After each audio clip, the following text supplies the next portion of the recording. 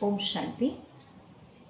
बाबा ने आज कहा, मीठे बच्चे तुम्हें नशा रहना चाहिए कि जिस शिव की सभी पूजा करते हैं वह अभी हमारे पिता बाप बने हैं, हम उनके सन्मुख बैठे हैं। आज प्रश्न है, वो हम सभी का प्रश्न है, मनुष्य भगवान से क्षमा क्यों मांगते हैं? क्या उन्हें क्षमा मिलती है? तो भगवान खुद उत्तर दे रहे हैं हमारे ही प्रश्न का। मनुष्य समझते हैं हमने जो पाप कर्म किए हैं उसकी सजा भगवान धर्मराज से दिलाएंगे। कहते हैं ना कि वे धर्मराज के आगे कभी जाना ना पड़े, ऐसे हमें कर्म करने हैं, इसलिए क्षमा मांगते हैं भगवान से। लेकिन उन्हें अपने कर्मों की सजा कर्म भोग के रूप में भोगनी ही पड़ती।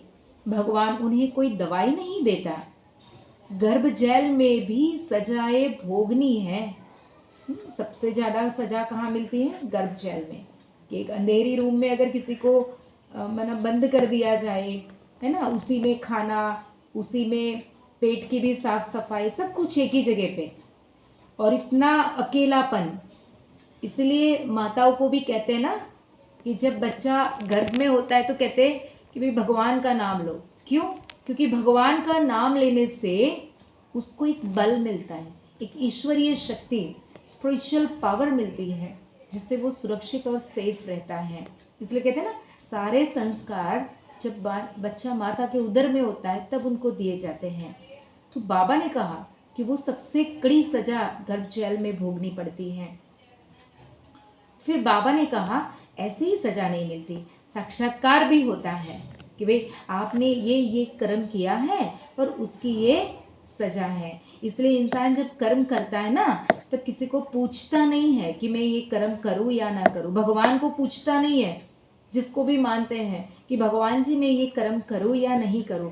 लेकिन जब भुगतने की बात आती है तो क्या कहते हैं, देखो भगवान भी मेरे सामने नहीं देखता है, मैंने ऐसे कोई कर्म नहीं किए, क्योंकि हमें याद ही नहीं होते ना। तो बाबा ने कहा गर्भ जेल में भी सजाएं भोगनी है। साक्षात्कार होता है कि तुमने यह कर्म किया है, ईश्वरीय डायरेक्शन पर नहीं चले हो, इसलिए यह सजा है। माना भगवान ने हमें जो श्रीमत बताई है, यज्ञ की जो श्रीमत है, जो नियम बने हुए हैं, अगर उसको भी हमने फॉलो नहीं किया, उस पर भी हम नहीं चल पाए ना, तो बाबा कहते उसकी भी सजा हमें भुगतनी पड़ती है। गीत है, तूने रात गवाई सोके, दिन गवाया खाके। तो प्रभु स्मरण कब करेंगे? जो हमारी अविनाशी बैंक है, ये जो कभी विनाश नहीं होती, उसमें भी हमें थोड़ा थोड़ा जमा करना है। ओम शांति।